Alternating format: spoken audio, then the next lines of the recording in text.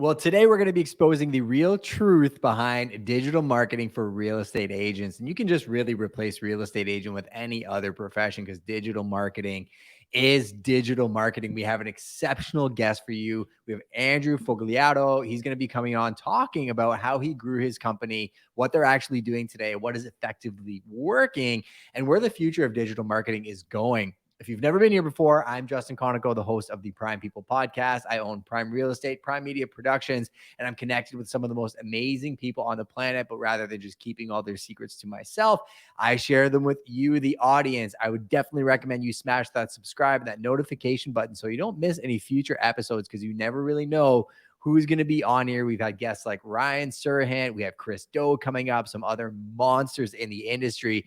Andrew's a very, very insightful gentleman. He's a practitioner, and that's what you're going to get on this channel. Practitioners only. Let's not delay any longer. Let's get right into the show.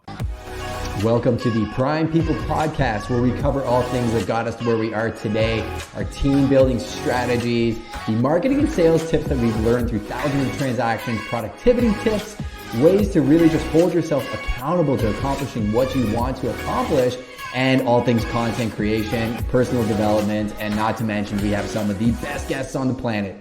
We definitely do, and I'm pumped for this one, Andrew. We've been trying to make this happen for a little while. I know you're in high demand as a speaker. I believe you're talking to Doug Ford tomorrow and some other people, but welcome to the show. Thank you. Appreciate it. Thanks for having me on. It's nice to come on and talk with someone who really gets marketing too. Yeah, it's fun. It's fun. It's communications, right? And I think when more we talk, every time we chat, we can go down these wormholes. But before we do that, let's give people some context to who you are, what you do, and where you do it. And then we can get into the nuts and bolts of this. Sounds good. So, I mean, a lot of people, if you don't know who I am, I was an agent for a couple of years. So I actually sold in Aurora, Ontario. And I tried everything. I did door knocking. I actually got a deal on the second house I ever door knocked. I'm like, I'm going to kill this business. That was also about the last deal I ever got door knocking. My 50% conversion rate really didn't hold up. But what started working for me was I did a lot of blogging. Blogging was huge for me. I was probably one of the only people ever to get business from Google Plus. I was going to say, I read that in your bio. Yeah. Wow. 10K views on Google Plus. So. It was 140,000 by the end on Google Plus. It was huge. But it was an accident, to be honest. Which we can talk about if you want. And then I got recruited by one of the brands to train agents. So I ended up traveling North America training agents with this idea of it's like going to real estate university. I get to meet top producers all across North America, build a referral network. So originally I was going to go back to sales. So I made a rule. Every time I'm on stage, I have to mention the town I'm going to go back and work in 3 times. I'm always talking about Aurora when I was on stage. I had people who started making fun of me for how much I mentioned Aurora. I'm like, yes, but you remember where I am. And and I'm getting paid to meet top producers. So I'm then I'll go back to sales and I'll basically I was 25. I know how, basically the best education you could get in the business. Sure. But then every time I trained people on marketing, they're like, can I just pay you to do this for me? And eventually I was like, I think there's a business here and I think it's one that I would enjoy more. So I ended up starting this business, which is now a marketing agency for the real estate industry. So it's not just real estate. We work with vendors, brokers, coaches, stuff like that. But basically, the Canadian real estate industry is our focus, and we help them all build their business digitally. And obviously, we build our own business digitally. But then we do incorporate a surprising amount of offline stuff. And I think that's where a lot of people need to think better is how you can incorporate the two and not treat them like a lot of people silo off the two sides of their business. I think that's one where people have to look more at how to integrate them together. Yeah, you bring up a good point. I think a lot of people feel comfortable just writing a check and saying, look, I can generate 1,000 leads. But if they're not effectively building a skill set around how to convert the leads, or they're not doing organic community engagement, they're kind of missing the point. You do something very effective in terms of, I see you present in a lot of different communities. Shout out to the Real Estate Hacks. You guys are hilarious. Jeff Margolis, you especially keep me chuckling throughout the month. You're there as a genuine human being. You're offering insights. You have a great newsletter as well. I know you have a couple different tiers for the newsletter. I guess from just your perspective too, and even the growth of JSH or Just Sell Homes, how has being involved from an organic perspective and a digital perspective really helped you grow that way?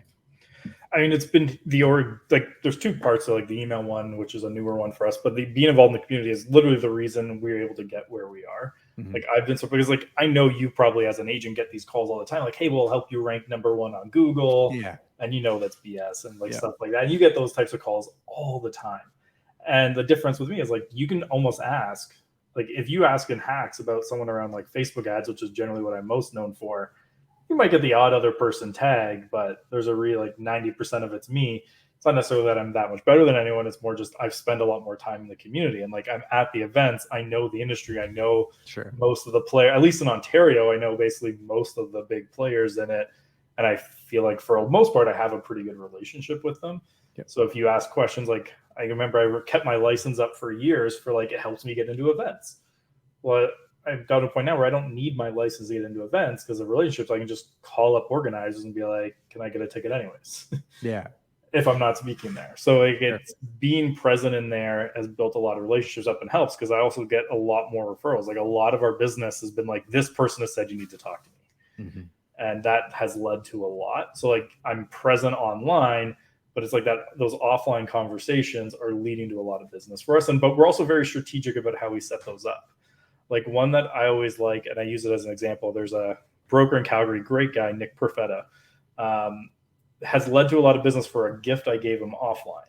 And it's because I bought him a bottle of whiskey and then I laser etched on the bottle the Nick Perfetta edition.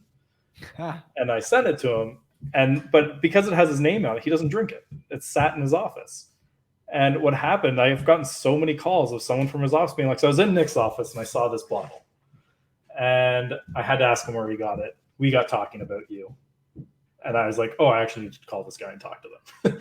And it's like, we've created these conversations to happen offline. And then like, obviously when Nick got it, he also posts online about how cool of a gift it was, which also led to people reaching out to like, oh, who's this guy who gave it to him? And then they come into our network that way. So like we look at what can we do offline that generates conversations that can lead to online stuff too.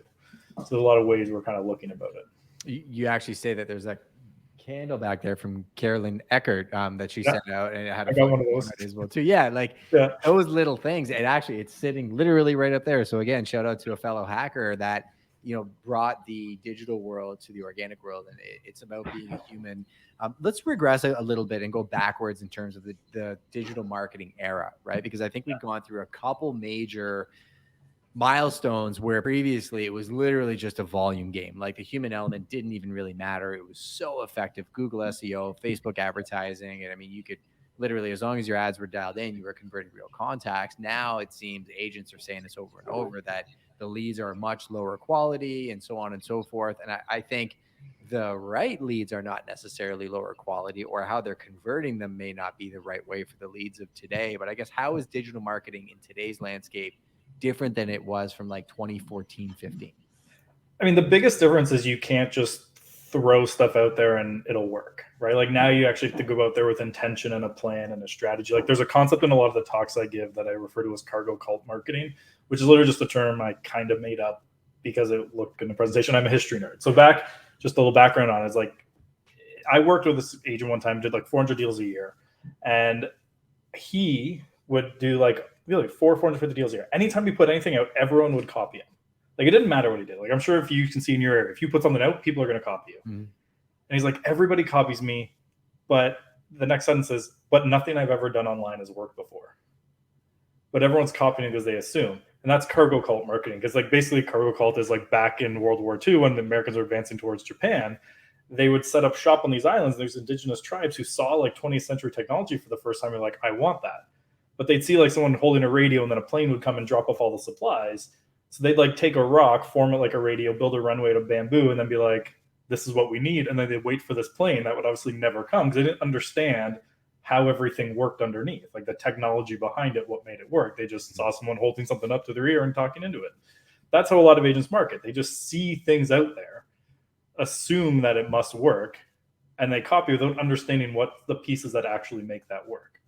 Right? Like if you're generating a lot of leads, if you don't have like your email dialed in, your texting dialed in, how you're calling them dialed in, it's irrelevant.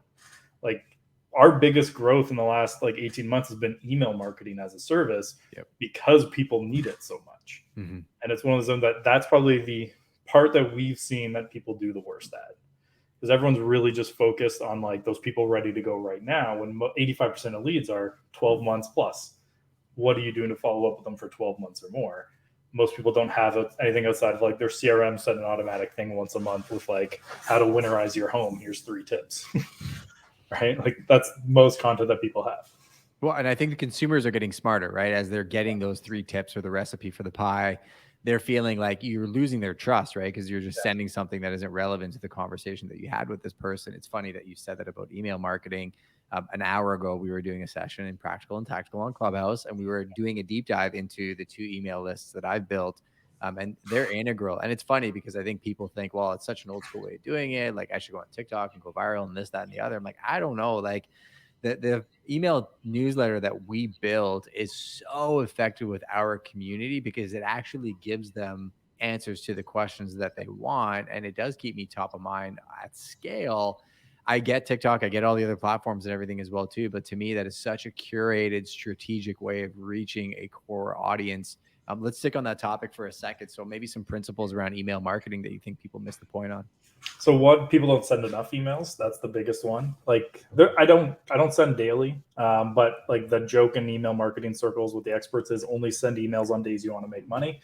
I don't necessarily do that with my big list, but definitely emails every day from my perspective. I think a weekly email is what every agent should have.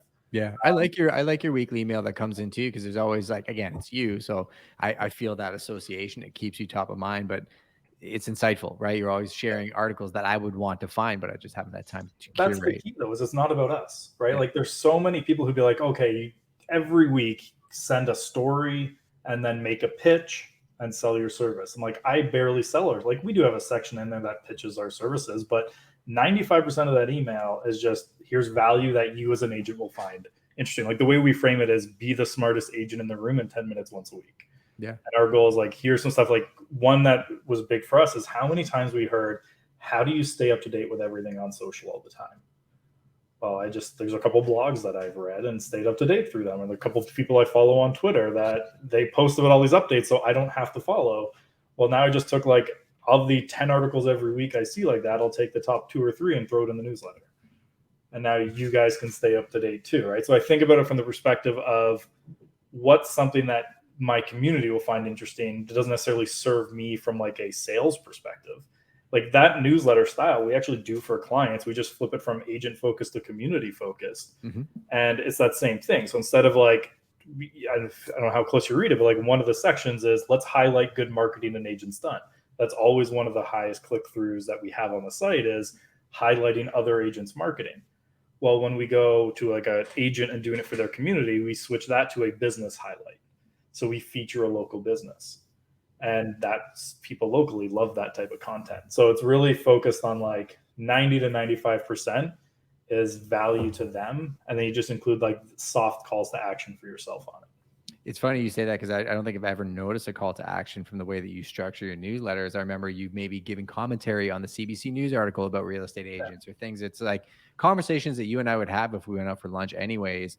I'm going to share 2 campaigns that I have and 2 different newsletters just for your thoughts on it. I'd love some critical feedback, and I think it'll be fun for people to see this.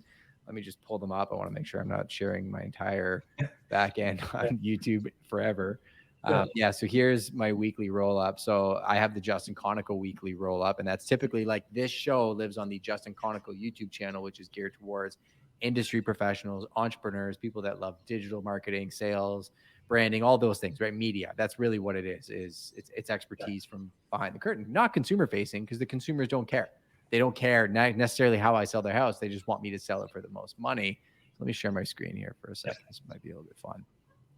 And there's a photo of Grand Bend in the background in case you want to go to the beach in the summer and feel motivated. But yeah, so here's the weekly roll up. And the way that I structure it is I tell them exactly at the top what they're going to get: real estate, media marketing, entrepreneurship. They're going to get an insightful commentary from me typically every week. This week, we're giving out a couple free PDFs. One is like how I structure my day.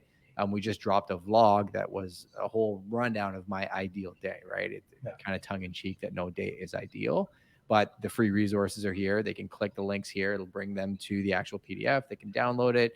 There's my Clubhouse room that I say, hey, we're going to talk about email marketing. Click that, add it to your calendar. And then I got Dan O'Neill coming on Thursday.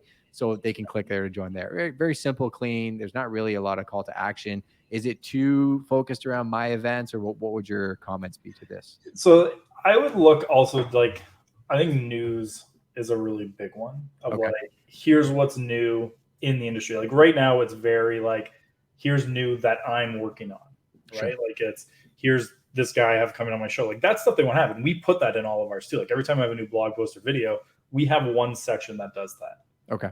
But that's second. Like we first, like if you remember how ours is set up, like we have a intro that's like, here's what to expect in this email. I would do that with yours of like opening like before your intro or as part of it being like, and here's what to expect this week. Similar to like when you open a lot of YouTube videos and things like that, where they're like, this week I'm going to talk about this, this, this, and this. Now let's dive into it. There you go. Yeah, so they're like that's a good example, right? Like, okay, yeah. RBC says the median house prices to hit 707, so on and so forth. That's super interesting. Yeah, exactly. Then we go into the actual sections. So like I was saying, like that one we put in there. I like the ones with that's actually a GIF. So we drop some GIFs in there and test that versus images, but like they work really well. Then you see like there's our content. The section after this should actually be our promo. Interesting, right? But it's finding that actually, yeah, that one is like half our content, half a promo. Sometimes because I also don't want it to be two. The ones that I think you'll find interesting from a feedback perspective is like our trivia one there that you just saw. Oh, sorry. Let me pull this. So we go back up just a little bit. That piece trivia. It's just answered at the bottom. This is one of the most commented on things that we have. Like people talk about, and the best part is it makes them go to the end of the email. Yeah, that's right. And then the other thing there of like, there's that frog. That originally started as puppy of the week. Do you know how many people comment on this? Really? Like, it's literally just a thing that like I originally just put like, let's add it. Cause I think when I first switched it to weekly, it was like early 2020, like January 2020. And I didn't necessarily have like this in there at the beginning. And then as I was like, the world's essentially everyone was like, the world's going to crap now. Yeah. In 2020, I was like, let's give something to make people smile. And so it was like puppy of the week. That morphed into like more like good story of the week. But people mention that all the time. I get people forwarding me photos of puppies in my DMs now because they're like, hey, this might be great for your newsletter. That's amazing. And that's why I have it at the bottom, because it makes people go through the whole newsletter first. They're looking for it. But like they've commented on it. Like some people will post it on social and tag me in it, being like, hey, I saw this in Andrew's newsletter. I love it. But it gets them reading the rest of it. So it's like adding some things in there it doesn't have to be 100% tied to what you're doing. Okay. Right? Like sometimes it can be that like, because people always talk about like you have to provide value, right? But I think people get too caught up in that word in the sense of like monetary value. There's value in just making someone smile. So like I will put jokes into it, and like I'll get people who are like, I love the levity it gives me sometimes, and different things like that. So like we have that version. Like to us, value is just you look forward to opening this. It like if you smile, that's enough. Like yes, obviously I'd rather you reply and become a client, but at the end of the day, like you smiling is value that works for what we're trying to build as a business. Like, right, we're trying to create goodwill in the industry and make people trust us and believe that, we're here for them. Like that's our goal in the industry. We want to be there to help people, whether they're paying us or not. And that's what our email's focused on is like, again, like that tagline, which I hammer with my team is like, we're going to make you the smartest agent in the room in 10 minutes once a week. If it doesn't serve that purpose, generally, we're not going to do it. So like even the content that I'm sharing, like the sponsored section was promoting a blog post. Mm-hmm. Normally I will actually put a call to action, like book a call with me about something. But that blog post, the reason I put that in is that blog post has led to the most clients out of any blog post that I can track directly. Because a lot of people will read that one and be like, I want you to run those types of ads for me. Because that blog post is basically just like a breakdown of here's the different ads that work to get seller clients, which in the last 18 to 24 months is huge. It's super captivating. Like I look at it and instantly I'm like, oh, that's super interesting. I should read that later, which is kind of what you're looking for, right? Or the human connection. I also think the voice that you speak with should be synergistic with the content you're sending out, because the levity, that friendliness and that approachability, I think speaks to your personality and is very, very well suited to kind of who you are and how you approach your business. Now, let's break down the different major concepts when it comes to digital marketing, right? So we're talking about lead generation. We're talking about having the systems in place to run it. We talked a little bit about email marketing, but if I was a fifth grader with no education when it comes to digital marketing for real estate agents, where would you start me in my journey of trying to, point me in the right direction so we can just not be overwhelmed at the start? my blog posts. So like we've actually this year created like a framework to help with this, and we basically called this 6 spokes of wheelhouse marketing. But basically it's like if you have something for each of these spokes in the wheel, you'll have success. So like the first one's very obvious. It's just here's what gets you discovered. And if you're new to the business, you need a show like this or something that gets you in front of people. If you're a top agent, your listings will get you discovered by people. Like this is always the thing I have to talk with agents a lot. Like if you're only getting 1 listing a month, you can't rely on your listings for your entire marketing plan. If you get 5 to 10 listings a month, you don't need anything else at this point in your marketing anymore. Like you could run your entire business creatively just marketing your listings. Now it's not always the best route to go, but like you literally don't need anything else. But first you want to figure out like, what am I going to get people to discover? How are they going to find out that I exist? Then you want to how do you get them talking to me? And this is a big on social is like ask questions, get feedback, engage with the community. Like Gary Vee talks about it, a ton of other speakers like the 555. So like every day you like 5 posts, comment on 5 things. And then I switched it from 5 DMs to 5 story replies. But it's like actually engaging with people. Mm-hmm. And then where I think most agents screw up in their online marketing is they go from, all right, now I got people talking to me to I'm trying to close them right away. Yeah. And like get them. And like they talk about leads when really, when I say a lead, I think most agents in their head, it's actually a prospect, right? Like a prospect is someone who's thinking of moving soon. A lead is a lead on someone who might be a prospect. So it's like a little bit further up in the funnel, which is why like you also hear like online leads are crap because they're expecting it to be like sign call quality or referral quality from another agent, when really it's just someone's email address who put up their hand for something. So it's like that initial piece there is why you need regular email is get these leads onto your email list, follow them, and then when they're ready, they put up their hand to say, hey, I'm a prospect. Then you try and close those prospects. So like we look at different ways to get people on your list. So like there's lead magnets. One that I really like, so like in the industry how popular forced registration is. That annoys a lot of people. And more as time goes on, and Google hates it, so you're gonna rank less. So what we've started doing is switching it the reason they're registering. So instead of saying register will give you the price, it's we start at the coming soon phase and we'll be like register for updates on this property and we'll send you emails so you're the first to know about, when we get the photos back from the photographer, we'll send them. When the floor plans come in, we'll send them. When we've done the research and determined the price we're going to market with, we're going to send you the price. When it goes live, we're going to send you the listing. When it sells, we're going to send you the sold price. But now it's instead of registering to get information that's already out there, it's registering to get it as soon as it's available. Yeah. So now it's again gone from this place of annoyance to this place of value. And then in that, you don't need anything but their email to do that.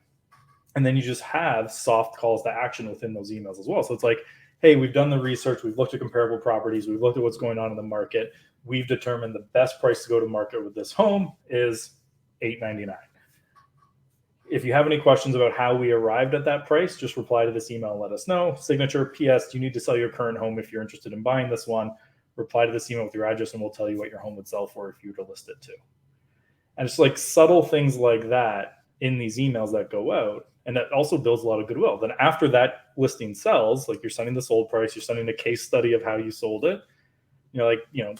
What was it about this property? Was it the price or the location? I'm happy to send you some others that work.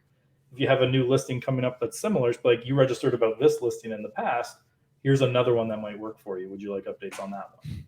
Or then your weekly email, be like, by the way, I send out a weekly email. For a lot of agents, the easiest one to do is just a deal of the week because it's like the lowest effort, easiest one to go through is, every week we send out an email that's just, here's the best deal that we've seen in our market. Do you want us to send you this email that just once a week is going to tell you this is the best deal in the market and here's why? That's an easy thing to get someone to sign up for every week. And it's not hard for an agent to be like, once a week, you're going to pull a listing I think is the best deal in the market. And you just include your insight as to why. And most people will sign up for something like that. Then you get someone like, Chuck Charlton Advantage Team, like he sends a daily one, like 5 days a week. Here's what's new in the market. Here's what I think about them. People love that. So it's like find it. But the key there, same with our newsletter, your newsletter, similar, is you always have something to invite someone to sign up for.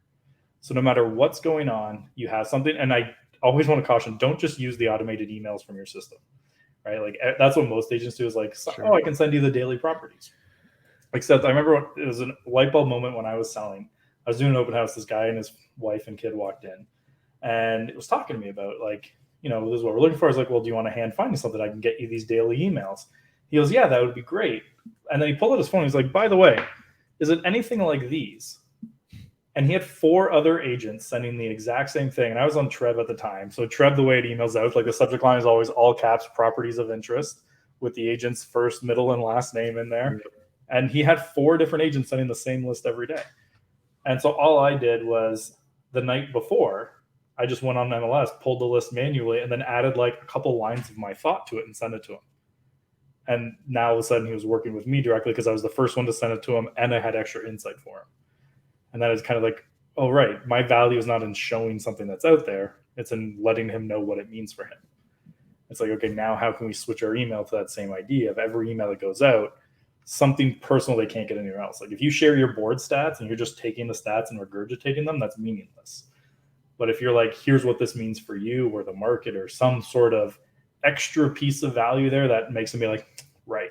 Like you want to have that impression when you send an email that you think now, like, let's say hypothetically, I send you that information from my email. If that makes you smarter talking to agents now, that makes you look better, which means makes me look better because now you're thinking, okay, if I keep following him, it's going to make me look better to everyone else that I talk to. And that's kind of the impression you want with your clients in your marketplace of like, if they start talking to like their neighbors and they're like, oh, well, yeah, the market is up a little bit, but here's why. Or like, oh, yeah, that one did sell, but here's what you need to know about it. And they're like, how do you know that? Well, now it starts a conversation about you. And they're like, I'm going to want to get on that newsletter too. Like it makes them look smarter and then gets you in front of more people that way. And if you're just sending out like, here's the daily list of emails that's just automated, that's never going to happen because anyone can get that email. There's nothing unique about it. Yeah, I mean, that's a massive, massive, massive tip for anybody out there that's trying to figure out how to succeed in this business. You gave 2 very, very effective strategies. One, giving context to inventory. I mean, that's literally why people hire agents. They're not hiring them for access to the inventory because they can go on realtor.ca and all these third-party apps and get all the information out there. They're hiring people for the interpretation of that data. The second piece was the copywriting, the tonality, and how you're communicating with people. I think, again, something I heard recently that was very effective was not putting prices on listings that you're posting online does frustrate consumers a lot. But then sometimes putting the price and the general area is enough, not giving out the address, that you can still have that interaction saying, does this even fall within your wheelhouse? And then getting to that next stage. I think it is very crucial in the communication with the clients to really make them understand the process and why you're not necessarily releasing the price yet. And that if they want first access to it, they're going to get that. But I do think you have to follow through on that because a lot of people will do that. And then the lead just sits in nowhere land and they don't actually deliver on what they're promising. How like some agents get overwhelmed at that stage, like they can get the people to intake, but they can't just hit the follow-up. How would you encourage them to kind of go down that path? So, I mean, there's the initial follow-up, which I think like there's the 2 phases, right? Like people who are, you got to go get them as soon as they come in. And then what are you doing long-term? So for that, like first phase of like people ready to go soon, like, call them as like speed to lead to a degree matters. I have a thing to talk about on speed to lead, which I think can be overrated. And then like call, then text, then email. But the way that people do it, and I made this mistake early in my career, is like people go really quickly to like try to get them in person, try to get those meetings. And I'm like, all you're trying to do is get a response and learn about them. Like when you first like reach out about a property, I'll answer whatever question you still have. Like if your question is what's the price, I'll be like, this property is listed at $999. What are you looking at this for yourself or as an investment? And I'm like now trying to learn about them. Like I very quickly will pivot away from the property to learn about them. Mm-hmm. And that way I can learn as much as possible about their personal situation. Then we can go back to properties after that. Because if you don't know what their motivation is behind inquiring about that property, you can't serve them well, right? Like you don't know what it is about that one that works for them. And if you just ask them like, well, what'd you like about this? And they're like, oh, I like the street. But do you know why they like the street? Like, is it in the right school district? Is it because they think that's close enough to a school, like a university, it's going to be a good investment? You don't know that. So you're just going to send them other properties on that street. You want to find out their like basically their deep motivation there for like what's prompting this, and then help them that way. So like the property is literally just a way to get a conversation started, but you want to move off that as quick as possible and learn as much about them that you can. and then make sure you're keeping those notes somewhere. And then just turn them into your follow-up. I'm not a big fan of the stuff where it's like, hey, I'm looking to, I'll get a move like 2 years from now. And you're like, great, I'll follow up with you in 12 months then if that's okay. No, like get them on your weekly thing right away. Because there's people who, if the right things come up, like I'm sure everyone who's been in business more than 5 years has had a client at one point who's like, yeah, I'm going to move in probably like 12 to 24 months. And 3 months later, they're like, oh, I just bought with someone actually. Yeah. 3 weeks later, it happens all the time. Plans change, but if you keep following up, whereas if you're a newsletter, which most agents do at most is like monthly, if my monthly newsletter went out this morning, we're talking today. If the next time you hear from me is a month from now, you probably already forgot who I am. But if it's next Tuesday, different story. So it's like having that regular thing just keeps you top of mind and provides value to them, allows that. But like that first initial phase is just learn as much about their personal situation as you can, and don't necessarily focus on trying to get them into that property. That first one is just doing that. And then like, there's obviously like a lot of little tips around like, you know, I'm not a big fan of double dialing, but it can work. You know, don't leave voicemails, send them a text message instead. Not enough people rely on text. Even little things like if they DM you on Instagram, you don't necessarily have to try and get them off Instagram as quick as possible. Like, sure, keep talking with them the way that it works for them. Offer them to move somewhere else if it's more convenient. But if they're more comfortable talking to you on Instagram, like especially if you're looking at like the under 35 crowd, they're like almost scared of getting on with a salesperson because they think they're going to be like tricked into buying something. Like they think like salespeople have this like magical power to convince you to do something. So them like keeping it to text or DMs is like them holding that power back for them, where they have a little bit more control in it, and letting them have that belief that, yeah, you can keep the control here. I'm just here to help, can help you accomplish that quite a bit. And then there's one other thing on the lead conversion side that a lot of agents make the mistake on. And I don't know if you're in my wheelhouse group, I talked about it, I think last week, or maybe it was, time's been a little of a blur lately with a baby at home. I was going to say little ones will do that to you. 3 kids under 5 is a little tiring. Yeah. But you might have heard this story before, because it does come up in marketing circles. It was I actually looked it up. It's the Houston airport. They got so many customer complaints that people were waiting too long for their bags at the carousel. So they got staff to like a more efficient way to get the bags there. They found other ways to get the bags out quicker. The complaints never changed. Like they cut the delivery time of bags to carousel, I believe it's like in half, and the complaints didn't change. So do you know what got rid of all the complaints? They made the walk from the airport, from the plane to the baggage carousel, take twice as long. So even though it's the same amount of time to like get your bag, because people were moving, they felt like progress was being made and the complaints went away. So instead of getting the bags there quicker, they just made the walk there longer. And I think like there's a good lesson there when we're talking about like everyone hammers like you got to be quick to get to your leads, like you got to be there in 30 seconds, you're going to lose. It's the same problem. Is like you keep looking at how can I get to the leads quicker instead of maybe giving the lead something else to do.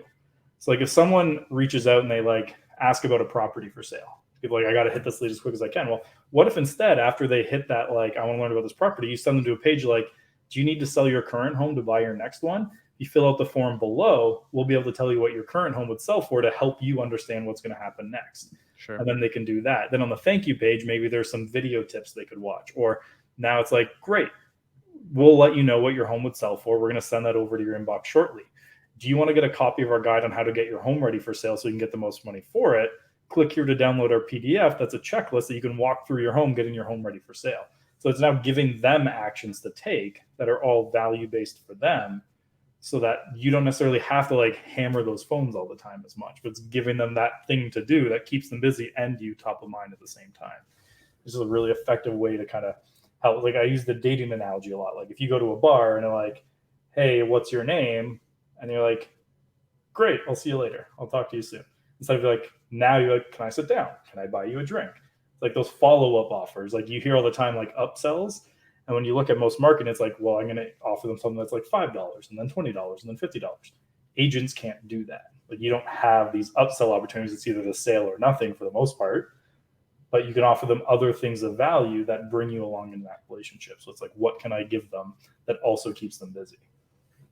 Yeah, it makes a ton of sense. I think that the organic relationship between two human beings requires active engagement, right? I think just expecting somebody to come in, they're not ready to do something right now, you throw it away. You could be throwing away opportunity.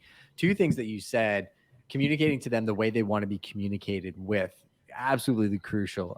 Instagram, one hack that I actually use is I use Instagram. I actually try and get people to Instagram because on top of the fact that it's an effective communication platform, we can chat in there just like we can text message. The more we communicate in Instagram, the more Instagram realizes we are connected and shows you my content. So even when I'm not actually talking to you, I'm showing up in your feed because we've conversed and we've sent signals to Instagram that we know each other and I should see more of your stuff and you should see more of mine. So I'm actively telling that platform, hey, we should be doing this. I like the organic approach from the mailing standpoint of moving somebody from one point in the transaction to the next. I love the idea of saying, hey, why don't we assess what your house is worth? Why don't we start talking about getting it ready for sale? Because this market can move so quickly.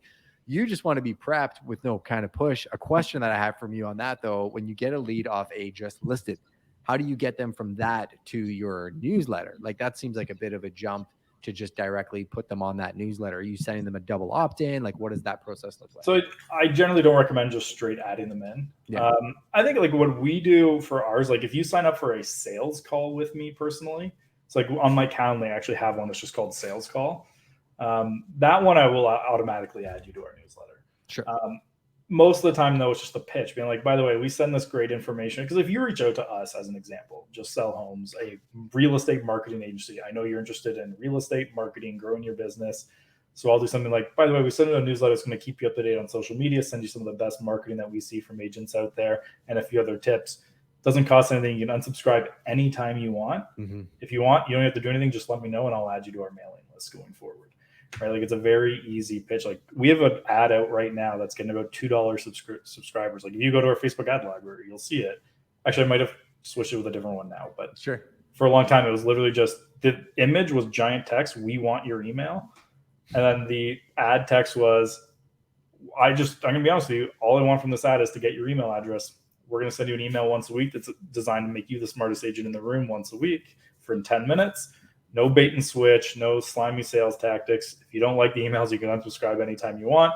When you sign up, we're basically going to give you a welcome email, a follow-up email the next day that talks about who we are. And you're going to get our weekly email from us, and that's it. And it's just like, click learn more below to sign up with your email address. Like very just, here's what you're going to get. I'm going to be upfront about it. I want your email address. I'm going to give you enough value to make it worth it.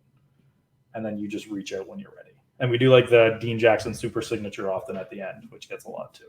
Yeah, that's how we actually met initially. Was we were talking in a clubhouse room and you dropped the Dean Jackson 9-word email strategy, which I thought was phenomenal. For anybody watching, you can take old leads that you haven't talked to in 6 months, send out an email subject line, London, Ontario. Are you still looking to buy something in London, Ontario? I blasted that out. I texted Andrew like 9 hours after, and I'm like, dude, my day's shot. I had to call 4 of my agents in to go through and deal with all of the feedback that we got back. But it's clarity and intentionality. I want to touch on one more thing before I get to the rapid fire round.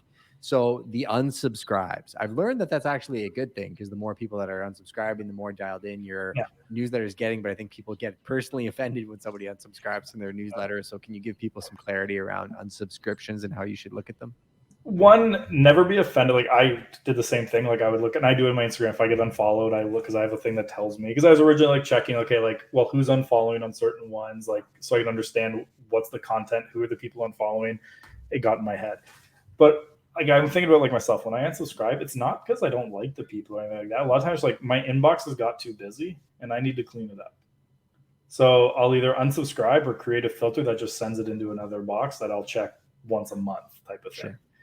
But that's all it is. Like they're cleaning up their inbox. So one, it's good for your email health and deliverability that you don't have people who don't open it and all that keep getting your emails. But there's other things you can do with those. Like Facebook, you can run ads to email addresses. Take your unsubscribe list, upload that as a custom audience, and run ads to them. They're already more interested than people because they've already subscribed once.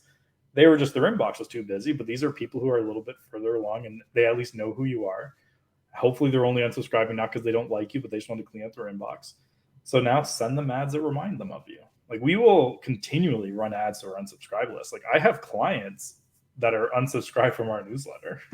Like they're still paying us thousands every month, but they don't want our emails. Yeah, for like sure. That's not an unusual thing. So stop thinking about it from the perspective of, oh, it's a personal attack on me. And they're just trying to take control of their own life right now. Like I just have too much, like think of an agent, like especially if you're with a big brand, Like you're going to get emails from your broker, you're going to get emails from the brand, you're going to get emails from like the regulatory body, you're going to for the provincial or state association, from the national association. Like you're like there's, and if you're on a team, there's going to be more from there. Like the average agent probably guarantee before we get into like newsletters they're on, client emails, probably has 20 plus emails that are guaranteed almost a day from different associations and brands and boards and like recruiting stuff. Adding another, like to get through that with good info, you have to send value. And if someone's unsubscribing, it's just because they don't have enough time to deal with it and they're trying to clean up and get closer. Like we talked about at the beginning, like you're getting closer to inbox zero every day. I've hired someone to help get me closer to inbox zero. And just don't worry too much about unsubscribes. Like you want to just make sure, the only thing that we look at is it a big jump in unsubscribes one week from another? Was there a specific reason, right? Maybe something was dropped in there that was just completely countercultural or not along the voice, right? Yeah, like was it? And then it could also be as simple as I did a webinar the week before and the pitch at the end was sign up for a newsletter, but then maybe I oversold the newsletter in that webinar and we had a jump of 50% of unsubscribes. And if I look at the list and it's all people who are at that webinar, that means I either oversold it or underdelivered or both. Mm-hmm. So it's like, okay, well, maybe I got to change how I talk about the newsletter when people subscribe to it. So it's like there's a few scenarios like that where I'll use that information. But I mean, for the most part, we're at like 0.1% unsubscribe. Like it's such a low number that I don't even really care anymore. I think people can take a lot of these principles and they can extrapolate them to all forms of digital marketing, organic. They can talk about ads. They, the same principles that he's talking about from a communication deliverable standpoint. I love the fact that you're always reviewing it and there's an art to it, right? It's progression and you're always looking for the future. I got to get you through the rapid fire round of questions. We'll definitely get you back on for another episode and get you maybe talk to you about what you say to Doug Ford tomorrow after on the next episode. But 3 questions for you and then a 4th bonus question. Right now, at this point in your life, what's the greatest lesson that you have learned? I actually, one point started writing a book about it and then I just stopped because I didn't have time. Basically just get off your ass and actually start doing it. Like how many times I can tell you like things I've got in my life is not because I was like smarter or harder working or anything. I just got involved. Like the best example early in my career, and I use this one a lot. I was at a table in my office, big boardroom, and I didn't want to pay for a desk fee at my office. So I literally just would go into the boardroom and work. And at the other end of this giant boardroom, there's 4 people from my office talking. One of them was like, hey, one of the agents gave us a power of sale listing. Does anyone know how to deal with one of those? And then they started talking like, well, how do you even get a power sale listing? Like, how do you get someone to give that to you? And I'm like, they went on for 30 minutes about just wondering and theorizing. I just closed my laptop, drove over to the bank, asked to speak to the manager and said, when you guys get a power sale listing, how do you pick your agent? And he's like, to be honest, we only get about 4 in the entire region a year. Like our bank didn't even have one in the last 18 months. So there's not a lot of them. But we are looking at running first-time homebuyer seminars for our clients at the bank. Would you be interested in being the agent at it? And that led to the bank inviting all their clients at the branch to a first-time homebuyer seminar. And I got to be like, I started getting deals every time we did one. Is like they got one of the lawyers they knew to speak at it. Their mortgage broker spoke at it too. I ran ads to get people there. They filled up the room, provided the venue, provided the food. And I got a ton of business. And then like another day, they're like, do you want to set up a booth in our lobby? We'll let you just set up a table and hang out in our lobby all day if you want. I was like, yeah, I'll absolutely do that as another reason to get in front of people. And all it was is I just drove over to the bank to ask a question. And I've like so many opportunities. Like if you like, you can probably think about like your show. How many times have you gotten like someone big on your show just because you asked? 100%. Yeah, more than I probably should, but it's just, hey, like you never know unless you actually ask. Like worst case, you're in the exact same position you are now. Like that was actually Steve Tabrizi, who's a great owner. I know Steve. He's a good dude. Yeah. I remember he did a cold call course one time, and we were joking about it. He's like, "What's the worst thing that happened? What's the worst possible thing that can happen?" Am I allowed to swear, by the way? Yeah, ish. Yeah. So I was like, "What's the worst thing that can happen on a cold call? They tell you to go F yourself." Yeah. Right. Like that is the worst case scenario on a cold call. That's it. Sure. So you're in the same position you are now. It's someone who probably doesn't know you already. So even if they don't like you, it doesn't really matter. And that's the same with like most things. Like worst case, you're in the exact same position you are now. So you might as well give it a shot. And like I get so many opportunities just because I'll put up my hand and be like, I would be interested in that actually. Or I'll just throw out, like, I've thrown out some ones that like I knew had 0% chance of ever happening, but you do that 50 to 100 times, you might get one or two that actually work out and can have a massive impact on your business. Like I got a lot of deals from just driving over to that bank because they'd let me host monthly if I wanted. Then I had other banks being like, hey, I saw you're doing this RBC. Would you be willing to come do that with ours? Like I didn't want to pay for a newspaper ad. I called up the newspaper and said, can I just write an article for you every month instead? And they're like, yeah, we need content. I was like, great. I'll end up being 2 articles a month every month. I never had to pay them. And then like when I had things to promote, I was able then to call up the newspaper and be like, hey, I'm doing a Christmas light competition. You want to cover it? Got a front page story with my photo. They called me Anthony instead of Andrew, which was unfortunate. So front page, finally get a big front page with my photo, Anthony Fogliato. I was like, come on. That's funny. I think not waiting for permission, absolutely key, and just trying, right, and not being too, people are just so concerned about how they're going to look. I think you just put your head down and show up and you'll get way more opportunities. What are you learning right now? Like you probably have such a good core base in digital marketing in the space that you're in, but there's got to be like 20% of your brain that's interested in something maybe seems crazy now, but you think is coming down the pipeline. So I'm not actually focused a lot on the marketing side in terms of right now, what I'm more working on are systems to scale things better. Because like one of the challenges that I'm having, which I'm sure you probably relate to at some point in your business too, is like a lot of people come not for just sell homes, they're coming for me. Sure. And that's one where it's like to scale this to a certain point, like right now I do 99% of the sales. That's not a long-term viable option, especially with some of the other things I have going on the side. Mm-hmm. So we're looking at, okay, how can we systemize everything better? And like basically we're looking at like what are all the roadblocks, and then I'm figuring out like either how can I remove that or who can I hire to take that away from me. So that like I'd say the last 6 months especially has been more focused on that than like emerging trends. Because like the big thing with marketing from like what I was doing, with Google and Google Plus originally, I haven't changed my philosophy since then. Like tactics here and there might change, but at the end of the day, marketing's always the same. Just provide them as much value as possible in the way that the platform wants, right? Like Google wants to provide the best answer, so your content provides the best answer. People want to be entertained on TikTok, entertain them there while providing the same value. Like people overthink all these little optimization things. Like I use an example with SEO. The O stands for optimize. Well, if you have crappy content, it doesn't matter how optimized it is. It has to be good. So I focus first on I'll provide the best content. Everything else will fill itself in. Like I think people focus way too much on those little details and all this stuff going on. At the end of the day, what worked 10 years ago works today. Yeah. Just some of the little details shift. Yeah, it's interesting. I've been consuming a lot of Mr. Beast's content about how he built what he built, and he just says the same thing over and over. Just make the best videos possible. Like people talk about trend jacking and increasing the views and algorithms. He says none of it matters. You just create the best videos possible, and it'll work out, right? So I think it's the same like at his level, like this thumbnail versus this thumbnail has a big impact, because if you have 100 million people, a half a point change is a big thing. If you have 50 people, a 0.5% change because of a thumbnail isn't going to move the needle for you. No. So focus more, just provide the best content, get it out there, worry about optimizing it at another day.